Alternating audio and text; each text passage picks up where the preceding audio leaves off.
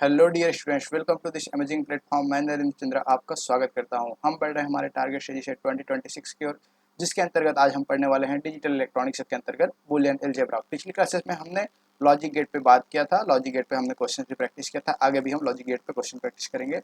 आज हम पढ़ने वाले हैं बूलियन अलजेब्रा। तो चलिए शुरुआत करते हैं आज की क्लासेस की। Boolean algebra, Boolean algebra actual में बुलियन अलजेब्रा आपका होता है क्या है? Branch of mathematics that deals with the binary numbers. हमारे जो बुलियन में हम क्या यूज करते हैं? बाइनरी नंबर्स को यूज करते हैं, जीरो और वन, जिसमें जीरो को हम लोग क्या बोलते हैं? लो बोलते हैं, और वन को क्या बोलते हैं? हाई बोलते हैं। ठीक है, जीरो को लो और वन को हाई बोलते हैं। तो बुलियन अलजेब्रा क्या होता है? एक मैथमेटिक्स का ब्रांच होता है जो इस बाइनरी नंबर के साथ डील करता है। इस बाइनरी नंबर में एडिशन मल्टीप्लिकेशन किस टाइप से होगा, उन सभी को कौन डिफाइन करता है? आपका बुलियन अलजेब्रा डिफाइन करता है। ठीक है, उसके बाद बुलियन अलजेब्रा में के अंतर्गत हम बुलियन लॉस को पढ़ते हैं। बुलियन लॉस में आपका आता है law of addition. Law of addition में देख लेते हैं, या फिर इसको हम ओ आर लॉ भी बोलते हैं। जो ऑपरेशन हमारे ओ आर गेट की मदद से होते हैं, ओ आर गेट आप लोग जानते हो, पिछली क्लासेस में हमने पढ़ लिया है। ओ आर गेट इस टाइप से होता है आपका ओ आर गेट, जिसमें ये पहला इनपुट या दूसरा इनपुट अगर ए माने, इसको बी माने, तो इसका जो आउटपुट होता है उसे हम लोग क्या लिखते हैं? ए प्लस बी लिखते हैं, ए प्लस बी लिखते हैं। मतलब इसमें कौन सा ऑपरेशन होता है? एडिशन का ऑपरेशन होता है। ठीक है, तो इसको हम ओ आर लॉ कहते हैं। उसके बाद O R law of addition में हम लोग कौन कौन से लॉ देखते हैं? सबसे पहला हम देखते जाते हैं क्या क्या लॉ देखते हैं।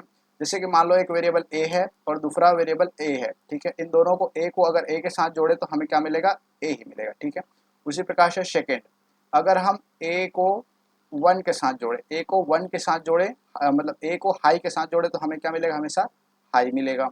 उसी प्रकार से तीसरा, अगर ए को हम जीरो के साथ लो के साथ जोड़े तो हमें क्या मिलेगा? आपका ए को हम जीरो के साथ जोड़े तो हमेशा हमें आपको ए मिलेगा। ठीक है, उसी प्रकार से चौथा, अगर हम ए को ए का बार, ए का इन्वर्जन नॉट गेट, ए का नॉट गेट करते हैं तो एक इन्वर्जन आ जाता है।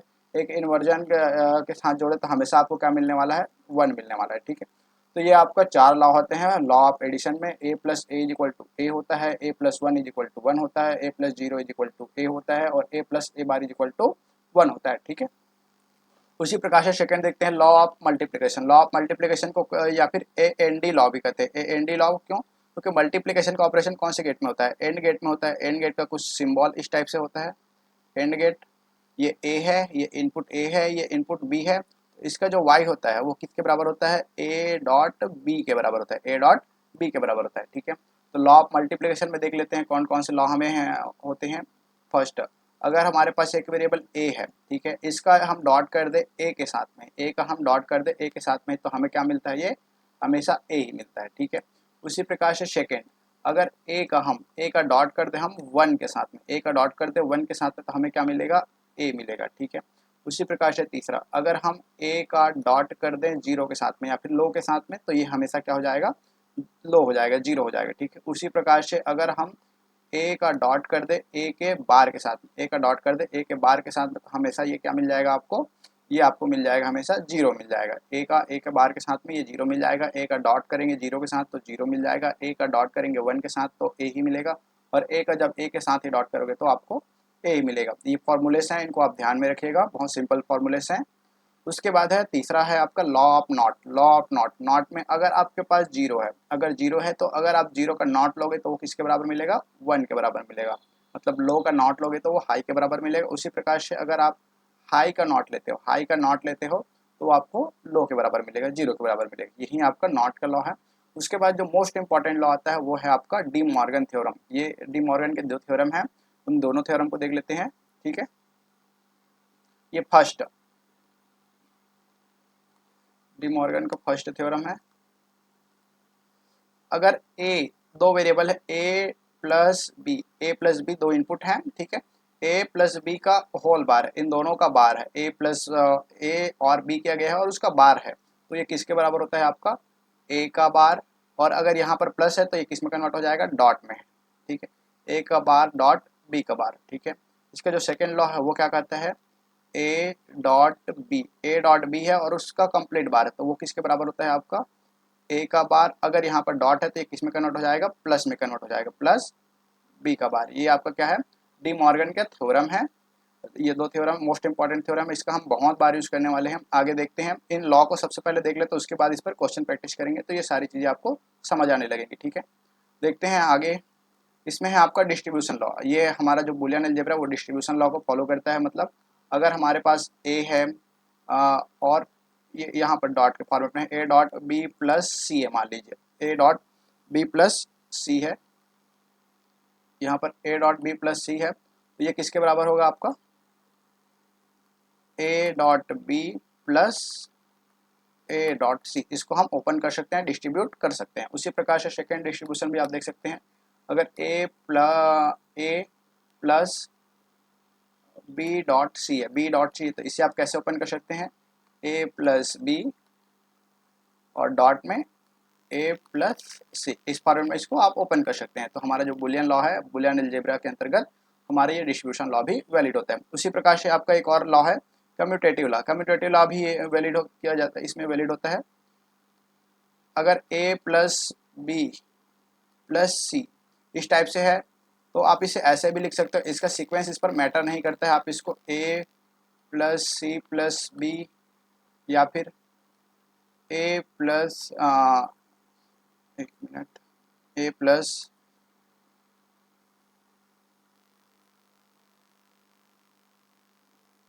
या फिर आप इसे इस टाइप से भी लिख सकते हैं।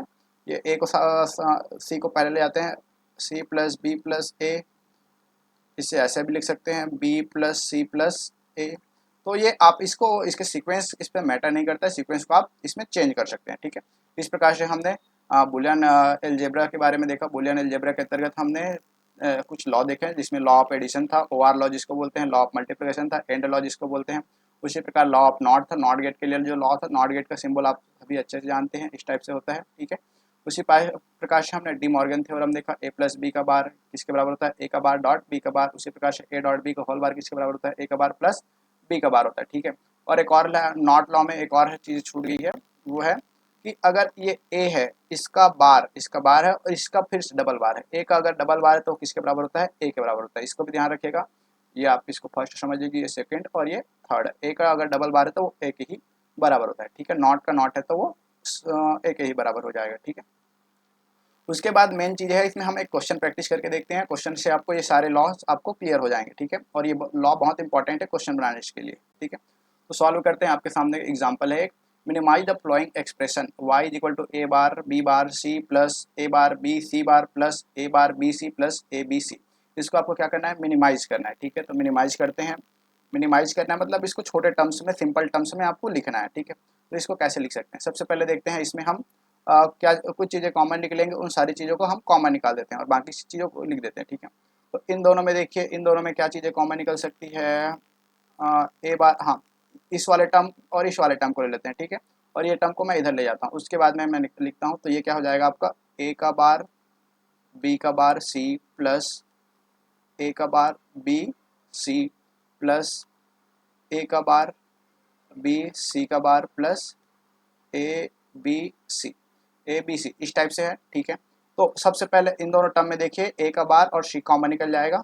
तो ए का बार सी, ए का बार सी मैंने कॉमन निकाल दिया दोनों से, तो यहाँ पर क्या बच गया, बी का बार प्लस बी, बी का बार प्लस बी। और आप जानते हैं लॉ ऑफ एडिशन से, एडिशन लॉ से क्या होता है, ए प्लस ए का बार इज इक्वल टू क्या होता है, 1 होता है। ए प्लस ए का बार इज इक्वल टू 1 होता है। ठीक है, तो ये इसकी वैल्यू तो 1 हो जाएगी और इस बाकी टर्म्स को हम एज इट इज लिख देते हैं, ए का बार बी सी का bar plus A B C. ठीक है, इसकी वैल्यू 1 हो जाएगी, तो यहाँ से आपको क्या मिल जाएगा, ए का बार सी प्लस, इसकी 1 है तो डॉट 1 करेंगे तो सेम रह जाएगा। ठीक है, यहाँ पर क्या मिलेगा, ए का बार बी सी का bar plus A B C. इसको और क्या ऐसे सॉल्व कर सकते हैं, और सॉल्व करने के लिए हम क्या कर सकते हैं, इन दोनों में से ए को कॉमन निकाल देते हैं, ए का बार को कॉमन निकाल देते हैं। ए का बार कॉमन निकल जाएगा तो क्या बचेगा आपका, सी प्लस बी सी का बार, सी प्लस बी सी का bar plus A B C. ठीक है, इसको और सॉल्व कर देते हैं, इसको ओपन कर देते हैं, इसको ओपन कर सकते हैं हम। ये क्या मिल जाएगा आपका, ए का बार डॉट, इसको मैं ब्रैकेट के अंदर लेता हूँ, C plus B C plus B, इसको ओपन होगा सी का बी के साथ में, और यहाँ पर डॉट है तो डॉट, उसके बाद क्या हो जाएगा, सी प्लस सी बार, सी प्लस सी बार। ठीक है, प्लस ए बी सी। इसी प्रकार से आप जानते हैं यहाँ पर सी प्लस सी बार क्या हो जाएगा आपका, 1 हो जाएगा और ये एज इट इज हो जाएगा। तो इसको हम फिर से लिख देते हैं, ये इसका ए का bar B plus C, A का bar B plus C plus A B C. ठीक है, इसको और क्या लिख सकते हैं हम, इसको और ओपन कर देते हैं तो ये क्या हो जाएगा, ए का बार बी प्लस ए का बार C plus A B C. ठीक है, इन दोनों में से और क्या सॉल्व कर सकते हैं, इसमें से बी को कॉमन निकाल देते हैं। ठीक है, फर्स्ट टर्म, सेकेंड और थर्ड टर्म ही ले लेते हैं, सेकेंड और थर्ड टर्म में ही सॉल्व करते हैं। तो ए का बार बी प्लस इन दोनों में से सी कॉमन निकल जाएगा तो ये क्या बचेगा आपका, ए का बार प्लस ए बी और लास्ट में सी कॉमन निकल गया। ठीक है, तो इसको फिर से ओपन कर देते हैं तो ये क्या मिल जाएगा आपका, ए का बार बी प्लस ए का बार प्लस ए डॉट ए का बार प्लस बी और बाहर में क्या है आपका, सी कॉमन निकाल दिया है हमने। ठीक है, तो इसका ए का बार प्लस ए का क्या हो जाएगा, फिर से 1 हो जाएगा और ये सारे टर्म एज इट इज। तो इसको हम ओपन करके लिख देते हैं डायरेक्टली, ए का बार बी प्लस ये क्या बचेगा यहाँ से आपका, ए का bar plus B dot C. इसको ओपन कर देंगे तो ये क्या बन जाएगा आपका, ए का बार बी प्लस ए का बार सी प्लस बी सी। ठीक है, ये आपका एक सिंपली मिनिमाइज्ड एक्सप्रेशन है। इसे आप और लिखना चाहें तो ऐसे भी लिख सकते हैं, ए का बार प्लस ए का बार ए का बार दोनों में से कॉमन निकल जाएगा, एक मिनट, ए का बार दोनों में से कॉमन निकल जाएगा तो B plus C plus B C. आप इसके इस टाइप से भी लिख सकते हैं। ये भी आपका एक सिंप्लीफाइड बुलियन एक्सप्रेशन है। ये यही आपका क्या है हो जाएगा, मिनिमाइज्ड एक्सप्रेशन हो जाएगा, मिनिमाइज्ड एक्सप्रेशन हो जाएगा। तो इस प्रकार से आपको सारे लॉ को लगा करके एक्सप्रेशन को मिनिमाइज करना सीखना होगा, तभी आपका क्वेश्चन इससे सॉल्व हो जाएंगे। ठीक है, नेक्स्ट देखते हैं हम, ये यहाँ पर देखिए ये सारे टर्म्स क्या था, पहले मल्टीप्लाइड थे उसके बाद प्लस फॉरवर्ड में थे। इसको हम बोलते हैं SOP, sum of product. SOP जिसमें ये क्या होता है, sum of product, sum of product, product. ठीक है, देखिए इसमें जितने भी इनपुट थे उनका सबसे पहले क्या हुआ था, प्रोडक्ट हुआ था, उसके बाद में प्रोडक्ट होने के बाद में सबका क्या हुआ था, सम हुआ था। इसे हम लोग बोलते हैं SOP फॉर्मेट। SOP और POS इन दोनों पे हम डिस्कस करेंगे आगे। ठीक है, तो ये आपका SOP फॉर्मेट में था। एक और दूसरा क्वेश्चन देखते हैं, वो आपका POS फॉर्मेट में। POS मतलब product of sum, product of sum. ठीक है, प्रोडक्ट ऑफ सम। देखिए इसमें सबसे पहले क्या हुआ है, सबका सम हुआ है, ए प्लस बी प्लस सी, ये सम हुआ है, यहाँ पर भी सम हुआ है। उसके बाद में इनके बीच में क्या हुआ है, प्रोडक्ट हुआ था। इस फॉर्मेट को क्या बोलते हैं हम, प्रोडक्ट ऑफ सम फॉर्मेट बोलते हैं। ठीक है, इस फॉर्मेट में भी हम बुलियन अलजेब्रा की मदद से एक्सप्रेशन को मिनिमाइज करना सीखते हैं। ये आपके सामने क्वेश्चन है, A plus B plus C dot A plus B plus C bar dot A plus B bar plus C. इसको आपको क्या करना है, सिंप्लीफाइड करना है। ठीक है, तो सिंप्लीफाई करते हैं क्या, देखिए इन दोनों एक्सप्रेशन में देखते हैं सबसे पहले, तो ए बी सी, तो इन दोनों में ए प्लस बी कॉमन है, ए प्लस बी कॉमन है। ठीक है, तो मैं इसको सिंप्लीफाइड के लिए एक्स मान लेता हूँ, एक्स कंसीडर कर लेता हूँ। तो एक्सप्रेशन क्या है, किस टाइप को बन जाएगा, एक्स प्लस सी, ठीक है, dot X plus C bar, X plus C dot X plus C bar dot A plus B bar plus C. हमने क्या कंसिडर किया है, let X is equal to क्या कंसिडर किया है, ए प्लस बी। ठीक है, अब इन दोनों में से मैं एक्स कॉमन निकाल दूंगा। देखिए ये डॉट के फॉर्मेट में है, अभी जस्ट हमने देखा था कि ए प्लस बी सी, इसको कैसे लिख सकते हैं, A plus B dot A plus C. एक minute, A plus B dot A plus C, A plus B dot A plus B dot A plus C, इस टाइप से इसको लिख सकते हैं। ठीक है, तो यहाँ पर देखिए ये भी सिमिलर दिख रहा है, बी और सी, यहाँ पर सी और सी डैश अलग अलग हैं लेकिन ये सामने दोनों का एक जैसे है। तो इसे हम इस फॉर्मेट में भी लिख सकते हैं, एक्स प्लस सी सी बार, एक्स प्लस सी सी बार डॉट में क्या है आपका, A plus B bar plus सी। ये पूरा ऐसा है ना, ठीक है, ब्रैकेट के अंदर है और ये A plus B bar plus सी इतना है। तो आप जानते हैं सी बार इक्वल टू क्या होता है आपका, 0 होता है, जस्ट हमने पढ़ा है अभी। तो x plus C bar A plus B bar plus सी, तो यहाँ से आप सॉल्व कर सकते हैं। ये तो वैल्यू 0 हो जाएगी, एक्स की वैल्यू हम यहाँ पर रख देते हैं, तो ये A plus B dot A plus B bar plus C, A plus B bar plus C. ठीक है, इन दोनों में आप क्या करते हैं, सी सी बार तो आपका कट गया और आपका ये सारी चीज़ें आपकी बच गई है। ठीक है, इसे और क्या कर सकते हैं हम, इन दोनों में से ए प्लस बी बार, ए को कॉमन निकाल देते हैं, ओपन कर देते हैं। ठीक है, इसको पूरा ओपन कर देते हैं तो ये क्या बन जाएगा, A plus B bar plus C. ठीक है, फर्स्ट के लिए ये ओपन हो गया, ब्रैकेट लगा देता हूँ मैं, यहाँ पर प्लस है तो प्लस बी, इसके इसके लिए भी ओपन कर देता हूँ, सेकंड के लिए भी ओपन कर देता हूँ, बी क्या है आपका, A plus B bar plus C. ठीक है, इसको सॉल्व करेंगे, एक एक के लिए मल्टीप्लाई हो जाएगा तो ये क्या बन जाएगा आपका, A dot A plus A B bar plus A C plus B A plus B B bar plus B C. ठीक है, यहाँ से सॉल्व करेंगे तो ए प्लस ए डॉट ए, हम अभी जस्ट पढ़े हैं ए डॉट ए बराबर क्या होता है आपका, ए ही होता है। ठीक है, तो यहाँ से आपको क्या मिल जाएगा, ए प्लस यहाँ पर क्या है, ए बी बार है, ए बी बार इसको वैसे एज इट इज लिख देता हूँ, ए बी बार प्लस ए सी को ए सी लिख देता हूँ, यहाँ पर B A plus A B को ए बी ही लिख देता हूँ, प्लस बी बी बार का क्या हो जाएगा आपका, जीरो हो जाएगा, प्लस लास्ट में क्या बच गया, बी सी। ठीक है, इसको और आगे हम सॉल्व कर सकते हैं कैसे, ए बी और ए बी बार, इन दोनों में से ए को कॉमन निकाल देते हैं, इन दोनों में से ए को कॉमन निकाल देते हैं तो ये क्या बच जाएगा आपका, ए प्लस ए अगर कॉमन निकल गया तो B plus B bar, B plus B bar, इन दोनों टर्म से को सॉल्व कर रहा हूँ। ठीक है, बाकी टर्म तो as it is A C plus B C. ठीक है, और इसका क्या बन जाएगा, बी प्लस बी बार का आपका क्या बन जाएगा, 1 बन जाएगा। ठीक है, तो ए प्लस ए, यहाँ पर आपको क्या मिल जाएगा, ये ए प्लस ए, और हम जानते हैं ए प्लस ए बराबर क्या होता है आपका, ए ही होता है। ठीक है, तो यहाँ से हम डायरेक्ट लिख सकते हैं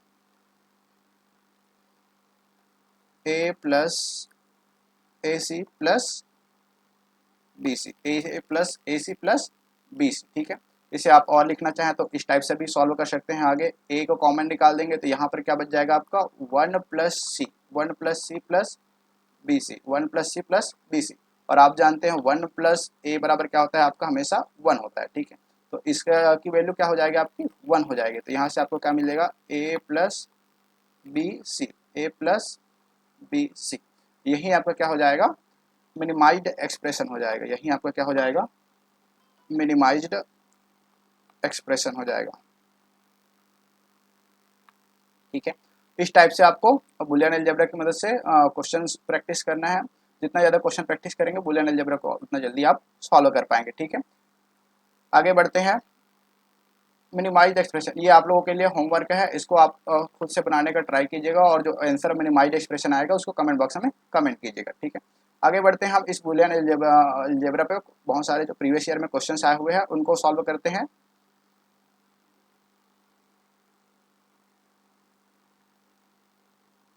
ठीक है,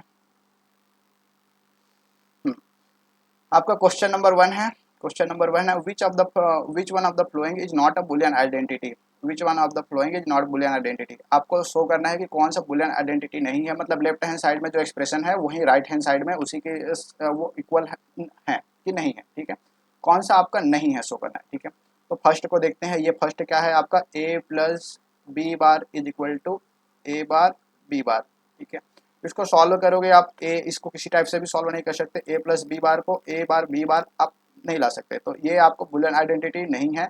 बाकी को भी चेक कर लेते हैं, यही इसका आंसर तो फर्स्ट पे ही पता चल गया है, बाकी को चेक करते हैं, A plus A bar B, A plus A bar B, इसको कैसे सॉल्व कर सकते हैं, इसमें क्या कर सकते हैं हम, इसको सबसे पहले ओपन कर दीजिए तो ये क्या बन जाएगा आपका, ए प्लस ए बार, ठीक है, dot A plus B, A plus B. ठीक है, तो ए प्लस ए बार का क्या होता है आपका, 1 होता है, 1 डॉट ए प्लस बी, तो ये आपको क्या मिल गया, ए प्लस बी, तो ये आपका ये बुलियन आइडेंटिटी है आपका। ठीक है, तो ये नहीं हो सकता बुलियन, क्योंकि नॉट अ बुलियन आइडेंटिटी लिखा है। ठीक है, नॉट अ बुलियन आइडेंटिटी लिखा है और ये बुलियन आइडेंटिटी है, तो ये नहीं हो सकता।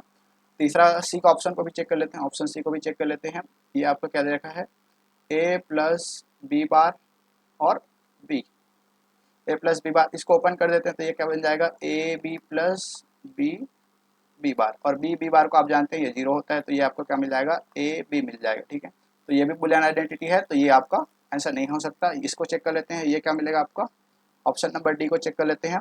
तो ये ए प्लस बी है। ठीक है, इसको ओपन करेंगे तो क्या मिलेगा आपका, A dot A plus A B, A dot A plus A B. A dot A आप जानते हो क्या होता है, आपका ए होता है, प्लस ए बी। ठीक है, इन दोनों में से ए कॉमन निकाल देंगे तो ए कॉमन निकल जाएगा, 1 प्लस बी, और हम जानते हैं 1 प्लस बी किसके बराबर होता है, 1 के बराबर होता है। तो ये A dot 1 is equal to A. ठीक है, यही है क्या, ए ही है, हाँ। तो ये भी आपका बूलियन आइडेंटिटी है, मतलब ये आंसर नहीं हो सकता है। तो ऑप्शन नंबर 1 ही आपका करेक्ट है। इसे आप ट्रूथ टेबल की मदद से भी सॉल्व कर सकते हैं। ठीक है, लेकिन ये ऐसे सॉल्व करेंगे सिंपली हो जाएगा। ठीक है, आगे बढ़ते हैं नेक्स्ट क्वेश्चन की ओर। What is the identity of the following Boolean equations. अब इस बुलियन इक्वेशन आपके सामने दे रखा है, इसकी आपको आइडेंटिटी, इसको सॉल्व करके आपको बताना है। ठीक है, जस्ट हम देखें, ये डिस्ट्रीब्यूशन लॉ का ही एक फॉर्मेट है। इसमें अगर दोनों ए और ए है तो इसे आप क्या लिख सकते हैं, ए और दोनों प्लस के फॉर्मेट में, और इन दोनों के बीच में डॉट है, तो ये क्या मिल जाएगा आपका, डायरेक्ट ए प्लस बी डॉट सी बन जाएगा, A plus B dot C. इसी को तो ओपन करके लिखते हैं हम ना, ए प्लस बी लिखते हैं डॉट ए प्लस सी लिखते हैं। ठीक है, तो यही है, तो इसके लिए राइट आंसर क्या हो जाएगा, A plus B dot C. कौन सा ऑप्शन, ऑप्शन नंबर सी इसके लिए करेक्ट ऑप्शन हो जाएगा। ठीक है, आगे बढ़ते हैं नेक्स्ट क्वेश्चन की ओर। Which one of the following Boolean algebraic theorem is not correct. अब कौन सा जो बुलियन एल्जेब्रिक का थ्योरम है वो नॉट करेक्ट, करेक्ट नहीं है बोला गया। ठीक है, हम जानते हैं, एडिशन में जस्ट पढ़े हैं, ए प्लस वन, वो जो 1 होता है मतलब ये करेक्ट है। ठीक है, ए प्लस ए का ए ही होता है, ये भी करेक्ट है। और A plus B dot A plus B bar is equal to A लिखा है, इसको सॉल्व करके देखते हैं हम। ए प्लस बी, ठीक है, और A plus B bar, A plus B bar. ठीक है, तो इसको सॉल्व करेंगे, ये आपका डिस्ट्रीब्यूशन लॉ का ही है, इसे हम इस प्रकार से लिख सकते हैं, A plus B dot B bar, A plus B dot B bar. ये आपका बी डॉट बी बार 0 हो जाएगा, तो इसका फाइनल आंसर क्या मिलेगा, ए मिलेगा, मतलब ये भी करेक्ट है। ठीक है, तो ये वाला देखिए, ए plus A bar, A plus A बार हमारा, ए प्लस ए बार हमारा क्या होता है, 1 होता है, यहाँ पर 0 दे रखा है, तो नॉट करेक्ट क्या हो जाएगा, ऑप्शन नंबर डी इसके लिए करेक्ट आंसर हो जाएगा। ठीक है, आगे बढ़ते हैं नेक्स्ट क्वेश्चन की ओर। नेक्स्ट क्वेश्चन है, use the Boolean algebra to जज if A plus A bar B is equal to. आपको शो करना है कि ए प्लस ए बार किसके बराबर है। ठीक है, तो सॉल्व करते हैं, A plus A bar B. सबसे पहले इसको क्या कर देते हैं, हम ओपन कर देते हैं। ओपन कर देंगे तो ये क्या मिल जाएगा, A plus A bar dot A plus B, A plus B, A plus B. ठीक है, तो ए प्लस ए बार का आप जानते हैं 1 होता है, और ये A plus B, A plus B, तो यहाँ से आपको क्या मिल जाएगा, ए प्लस बी मिल जाएगा। ए प्लस बी कौन सा ऑप्शन है, ऑप्शन नंबर डी है, तो इसके लिए सही आंसर क्या हो जाएगा, ए प्लस बी हो जाएगा। ठीक है, उसी प्रकार से आगे सॉल्व करते हैं। नेक्स्ट क्वेश्चन है, given Y is equal to A B C plus A bar B C plus A bar B C bar A plus A bar B bar C bar, the simplified form of the given logical expression will be. अब आपके सामने एक expression दिया गया है, उसका simplified expression क्या होगा उसे आपको शो करना है। ठीक है, सॉल्व करते हैं। क्या है आपका, A B C plus A B bar C plus A bar B C bar plus A bar B bar C bar. ठीक है, तो इसमें सबसे पहले इन दोनों में से हम ए सी को कॉमन निकाल देते हैं। ए सी कॉमन निकल जाएगा तो क्या बचेगा आपके पास, B plus B bar, B plus B bar. इसमें से हम ए बार और सी बार को कॉमन निकाल देते हैं, plus A bar C bar common निकाल देंगे तो यहाँ क्या बचेगा, B plus B bar, B plus B bar, और बी प्लस बी बार बराबर क्या होता है, 1 होता है, हम अच्छे से जानते हैं। तो ये क्या मिल गया आपका, ए C plus A bar C बार, यहीं से सॉल्व हो गया। आप जानते हैं ये जो आउटपुट है ए C plus A bar C बार, ये किसका है, ये आपका आउटपुट होता है X N O R gate का, X N O R gate का, X N O R gate का ही होता है ना, A B plus A bar B bar. ठीक है, इसे क्या बोलते हैं हम, कंपैरेटर भी बोलते हैं। और एक्स ओ आर गेट का आउटपुट क्या होता है आपका, एक्स ओ आर का A B bar plus A bar B होता है। ठीक है, तो आपका क्या आया है, ए C plus A bar C बार, तो ये ए एक्स नॉर सी हो जाएगा, ऑप्शन नंबर बी इसके लिए करेक्ट आंसर हो जाएगा। ठीक है, आगे बढ़ते हैं नेक्स्ट क्वेश्चन की ओर। Which of the following does not represent the exclusive O R gate operation for input A and B. X O R का ऑपरेशन कौन सा है इसमें जो शो नहीं करता है अगर इनपुट ए और बी है आपका। ठीक है, तो देखते हैं, सारे को हमें सॉल्व करना पड़ेगा कि ये एक्स ओ आर का हमें आउटपुट किस टर्म में लाना पड़ेगा, मतलब हमें इस टाइप से लाना पड़ेगा A B bar plus A bar B, ये हमें लाना पड़ेगा। ठीक है, तो पहले के ऑप्शन को देखते हैं। पहला ऑप्शन क्या है, ए प्लस बी और क्या है ए डॉट बी का बार है। तो डी मार्गन थ्योरम से इसको ओपन कर देंगे इस ब्रैकेट ए डॉट बी का बार को, तो ये क्या बनेगा आपका ए प्लस बी और ये क्या बन जाएगा ए का बार और डॉट है तो ये हो जाएगा प्लस बी का बार, ए का बार प्लस बी का बार। इसको सॉल्व कर देंगे तो क्या मिलेगा, ए को दोनों के साथ मल्टीप्लाई कर देते हैं, उसके बाद बी को कर देंगे। ठीक है, तो ए का बार प्लस बी का बार और यहाँ पर प्लस था तो प्लस बी ए का बार प्लस बी का बार। ठीक है, इसको जब सॉल्व कर ओपन करेंगे तो ये क्या मिलेगा आपका ए का बार प्लस ए बी का बार प्लस बी ए का बार प्लस बी का बार। तो आपका ये ए का बार और बी का बार आपका 0 हो जाएगा और ये दोनों टर्म आपस में बच जाएंगे। तो ये क्या मिलेगा आपको ए बी का बार, और इसको हम इस टाइप से भी लिख सकते हैं ए का बार बी। ठीक है, तो ये आपका XOR गेट का इनपुट के टर्म में आ गया है।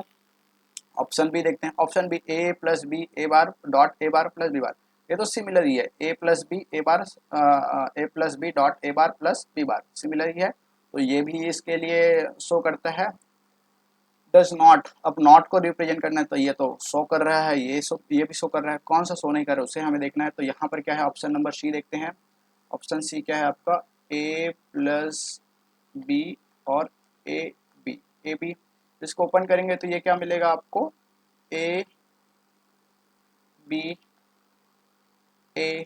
ठीक है, ए बी और बी, ये किसी प्रकार से XOR गेट के टर्म में नहीं आ रहा है। ए डॉट ए है तो ये ए बी हो गया और ये बी डॉट बी हो रहा है तो ये ए बी हो गया। ठीक है, ए बी ये क्या मिल गया आपको ए बी मिल गया, इसमें और कुछ भी वैल्यूज आपको नहीं मिल रही। इसके लिए ओपन किए ए बी के लिए ए ओपन किए तो ए डॉट ए का आपको फिर से ए हो गया और ये ए बी बन गया। उसी प्रकार से बी डॉट बी का बी बन गया और ए बी करके ये फाइनल एक्सप्रेशन ए बी आ गया। तो ये XOR के लिए आपका नहीं हो रहा है, मतलब इसका करेक्ट आंसर ऑप्शन सी हो जाएगा। ऑप्शन डी तो पहले से ही उसी फॉर्मेट में है। ठीक है, तो इसका करेक्ट आंसर क्या हो जाएगा, ऑप्शन नंबर सी हो जाएगा। ठीक है, आगे बढ़ते हैं नेक्स्ट क्वेश्चन की ओर। Which of the following is a valid Boolean relation, इसमें से कौन सा जो है वैलिड बूलियन रिलेशन है। ठीक है, पहला देखते हैं A plus A dot A plus B, इसको सॉल्व करके देखते हैं तो ये क्या मिलेगा आपको। ओपन कर देंगे तो A dot A plus A B, A dot A plus A B, ये क्या बनेगा आपका ए प्लस ए डॉट ए का ए हो जाएगा ए प्लस ए बी। इन दोनों में से ए कॉमन निकालेंगे तो 1 प्लस बी और 1 प्लस बी का 1 होता है तो ये क्या मिलेगा ए मिलेगा। ठीक है, तो इसका correct answer option number A हो जाएगा आपका, ऑप्शन नंबर बी हो जाएगा। ठीक है, क्योंकि इसका फाइनल एक्सप्रेशन क्या आएगा ए आएगा, इसका ऑप्शन नंबर अभी करेक्ट हो जाएगा। आगे बढ़ते हैं नेक्स्ट क्वेश्चन की ओर। नेक्स्ट क्वेश्चन है according to the Boolean algebra A C plus A B C is equal to, अब आपको बताना है ए सी प्लस ए बी सी किसके बराबर है। ठीक है, तो सॉल्व करते हैं ए सी प्लस ए बी सी, इन दोनों में से ए सी कॉमन निकल जाएगा, डायरेक्टली ए सी कॉमन निकल जाएगा तो 1 प्लस बी और 1 प्लस बी आप जानते हैं 1 प्लस बी किसके बराबर होता है 1 के ही बराबर होता है, तो यहाँ से फाइनल एक्सप्रेशन क्या आ गया आपका ए सी आ गया, तो इसके लिए ऑप्शन नंबर ए करेक्ट हो जाएगा। ठीक है, आगे बढ़ते हैं next question. Which of the following expression simplified to, अब आपको दे रखा है, इसको आपको सिंप्लीफाई करना है। ठीक है, सिंप्लीफाई करते हैं, यहीं पर कर देता हूँ मैं, ए का बार प्लस A4 है और इस पूरे का बार है। ठीक है, डॉट, इसको मैं पहले एक एक को ओपन कर देता हूँ। इसको ओपन करूँगा तो ये डॉट है तो और पूरे का है तो डी मार्गन थ्योरम से क्या हो जाएगा, ये डॉट ये प्लस जो है डॉट में कन्वर्ट हो जाएगा, तो ये A1 का बार डॉट A4 का बार। ठीक है, सेकेंड टर्म क्या है आपका A2 प्लस A3 का बार और इस पूरे का बार। ठीक है, इसको ओपन करेंगे तो प्लस का डॉट हो जाएगा, यहाँ पर भी A2 का बार और A3 का डॉट में आ जाएगा A3 का बार। ठीक है, और बार का बार है तो ये आपका क्या मिलेगा A1 मिलेगा डायरेक्टली और डॉट A4 मिलेगा। उसी प्रकार से ये क्या मिलेगा A2 का बार मिलेगा और A3 बार का बार है तो ये A3 मिलेगा सिंपली। ठीक है, उसी प्रकार से फोर्थ एक्सप्रेशन है आपका, थर्ड एक्सप्रेशन क्या है A3 का बार प्लस A4 आपका कंप्लीट बार। इसको डिमॉर्गन से ओपन करेंगे तो ये क्या मिलेगा, A3 का बार प्लस डॉट में, सॉरी डॉट में आएगा A4 का बार। ठीक, इससे जब सॉल्व करेंगे तो A3 बार का बार क्या हो जाएगा आपका A3 ही हो जाएगा, और A4 का बार का A4 का बार, A4 का बार। ठीक है, एक मिनट, A4 का, यहाँ पर A4 का बार। ठीक, यहाँ पर भी A4 का बार है। जब इसको लिखेंगे तीनों को एक साथ में तो ये क्या मिलेगा हमें, A1 डॉट A4 का बार डॉट A2 का बार डॉट A3 डॉट A4 का बार। ठीक है, और आप जानते हैं A डॉट A बराबर क्या होता है, A होता है, तो जितने भी डबल हैं उसको सिंगल टर्म्स में लिख सकते हैं। तो ये क्या मिलेगा आपको, A1 डॉट A2 को पहले लिखता हूँ तो A2 का बार, उसके बाद डॉट A3 डॉट A4, दोनों में है तो सेम सेम है, A4 का बार। देखिए अब कौन सा ऑप्शन इसके लिए करेक्ट होता है, A1 A2 का बार, A3 और A4 का बार। ऑप्शन नंबर ए इसके लिए करेक्ट आंसर बन रहा है, तो इस क्वेश्चन का आंसर क्या हो जाएगा, ऑप्शन नंबर ए हो जाएगा। ठीक है, आगे बढ़ते हैं नेक्स्ट क्वेश्चन की ओर। नेक्स्ट क्वेश्चन है, विच of the following expression Boolean identity is wrong. इसमें से कौन से बुलियन आइडेंटिटी रॉन्ग है। ये आपके लिए होमवर्क है, इसका आंसर आप कमेंट बॉक्स में कमेंट कीजिएगा, बहुत सिंपल है। ठीक है, आगे बढ़ते हैं, विच of the following Boolean identity. ये सिमिलर क्वेश्चन है जो आपको होमवर्क दिया गया है, वही सेम क्वेश्चन है। ठीक है, इसी के साथ आज की क्लास हम यहीं ख़त्म करते हैं। मिलते हैं हमारे नेक्स्ट क्लासेस में, जिसमें हम पढ़ेंगे नंबर सिस्टम्स पे बात करेंगे और POS SOP पे बात करेंगे। तब तक के लिए थैंक यू।